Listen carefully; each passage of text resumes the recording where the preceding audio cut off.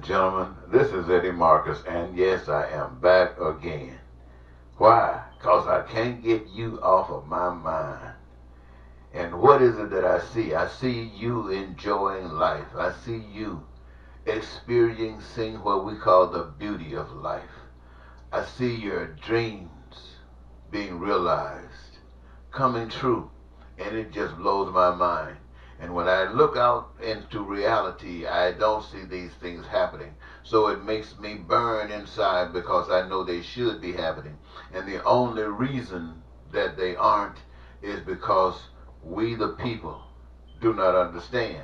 And so it is very important, and it is significantly important, that I stay out here and I do what I do while I'm doing what I do. And what is it, ladies and gentlemen, you might ask, for those of you who have not been following me that long? I am out here, I'm concerned about your understanding of the true power, the invisible power that you can't see, that I call God. I'm concerned because the lack of understanding and the knowledge and the truth about God, we are all victims of all kinds of stuff. And so by me having experienced a miracle, I take advantage of that miracle to use it as authority to come before you and say to you things that I know that you don't know, in the hopes of maybe making life better for us all. That power that we can't see get the absolute glory. And no individual can claim it. No one. And so, ladies and gentlemen, you hear people say all the time that they want to save your soul, especially preachers. I never tell anybody that because that is not my charge, that is not my calling. My calling is to save your life. And when I say save your life, that means give you information that will allow you to be instrumental in your own salvation. And that, you've heard people say, how can one say they love God whom they've never seen and don't love their flesh and blood that they see all along? And that's a good question.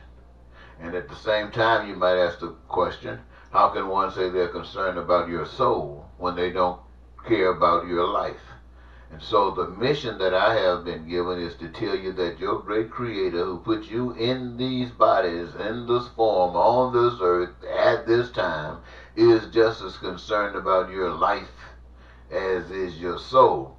In fact, if you get your life together, it seems as if your soul is taken care of.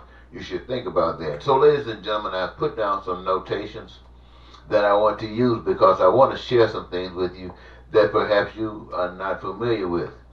The God, invisible God, really cares about you. There was some time ago, many of you might not recall, because many of you might not are familiar with what happened. That invisible power sent an individual before you as a possible candidate for the highest office of the land, speaking about heaven's plan for humankind on earth. And it was during a political season. But the plan that God had for heaven for the human of America, it's so far off the path that what humans crave, what they want, what they believe they want, till God's plan never got outside of the door. But humans in America have been taught to believe that if you're white, you're probably right. And if you're black, you just got to get back because something right there just didn't go together. And to go with that, it's good if you got blue eyes and light-colored hair. And to top it all, be rich. And so when one like that, who fit that description, decided to run for president, he just happened to be one that was, I don't want to just say evil, but as he's been represented in office, he seems to have been one of the most evil individuals that have ever sat in that seat in the Oval Office.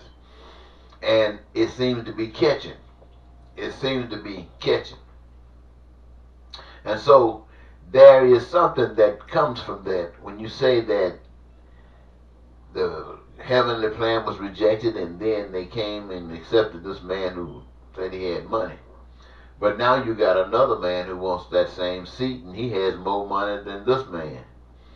Now, what does that mean? Is that saying that the American system of social and economic situations is based upon who got the money?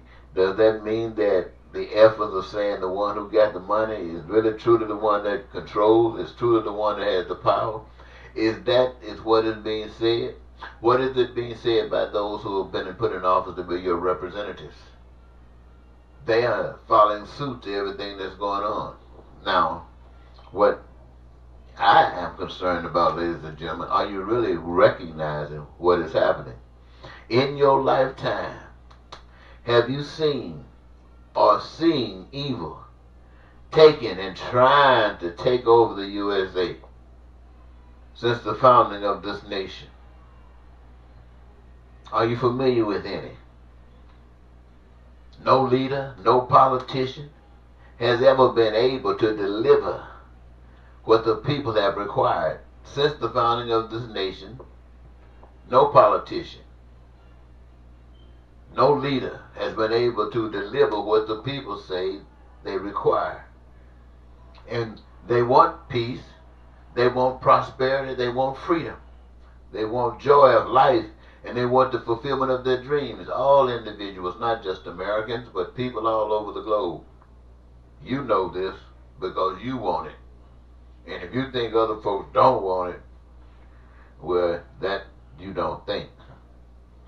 But now, having recognized the extent that evil is willing to go to, it appears as if the resistance would be willing to go at least to the same degree in the opposite direction. In other words, if evil is trying to go as low as we see America being taken at this moment, it appears as if the resistance, the opposition, would want to go at least as high up the totem pole of beautiful life. If they don't go all the way, at least jump as far up that way as we've gone down. But they won't do that. Why? The reason is the programming. Excluding, this program has not included such training. It has not included such thinking. It is the same reason that most Americans don't speak several languages. They weren't taught them. And so what you weren't taught, you don't know. And when you start talking about the life of heavenliness and paradise and peace and prosperity, where you get that from? Even the preachers tell you about an afterlife when that stuff happens. That doesn't happen here. So how do you expect people to, my friends, to be on the right path of life? Now, do you recall when you read that story in the Bible about the garden? You recall that snake? What was his mission? His mission was to destroy the government of the spirit and establish the government of the flesh, establish the government of self. Now, the world now sees a United States previously held before it. Even its loudest town crier was the American people, but they wanted everybody to see them as the most creditable and most compassionate nation among the nations of the world.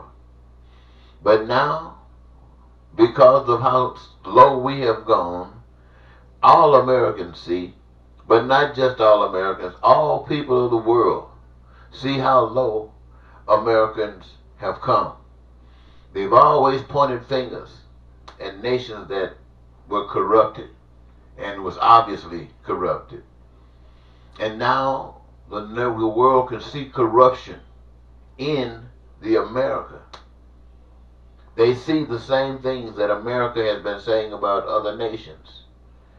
They also see that the American spiritual representation, the one that talks about the way America's God operates, the way Christianity is perceived by Americans, in trying to teach the rest of the world about the generosity and the compassionate nature of Christianity, when in fact you see through this low nature, the slow bringing of the American people, the American system, the American government, that the religious community is right there in partnership with the status quo. In other words, their God, regardless of what they've shared with all the people of America, regardless of what they shared with all the people of the world, wherever they've gone as missionaries, their God is split. They got their God on the side of a Democrat and the Democratic Party. They got their God on the side of a Republican and the Republican Party. And they don't agree on anything. And they got God in the middle of this. So God really got no voice. God cannot do anything to help them out of the situation. And yes, ladies and gentlemen, what has been said is absolutely true. But we don't want to dwell on what is true about that. What we want to concern ourselves with is about the fix. How do you fix something like this? Well, you have the same voice that spoke to you before you allowed yourself to be sunk so low. Speaks to you again. And it is the voice that comes from the invisible God, the one you cannot see. It is not the God of a black man.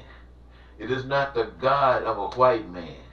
It's not the God of an American, a God of an African, a God of an Asian, a God of an Indian, a God of all the different representations on the face of the earth. No, it's not that God. It is the God of every last one of the people. A God of every last one of you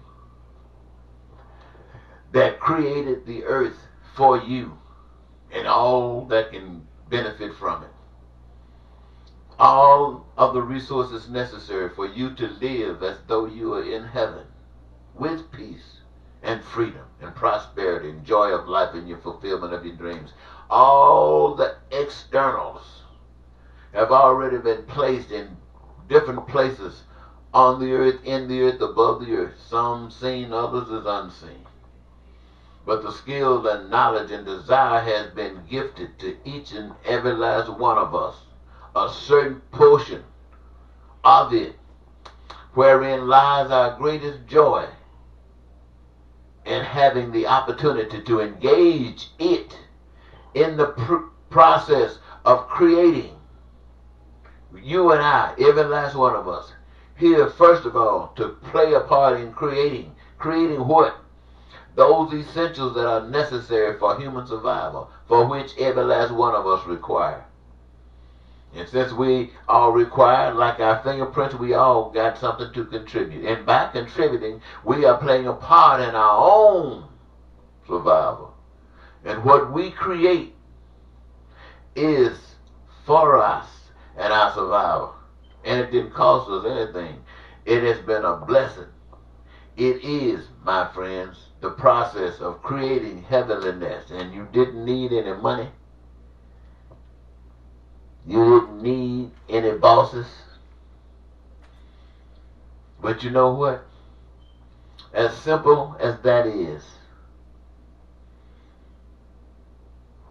the whole purpose of it is just like that snake in the garden came and decided to end the government of the spirit.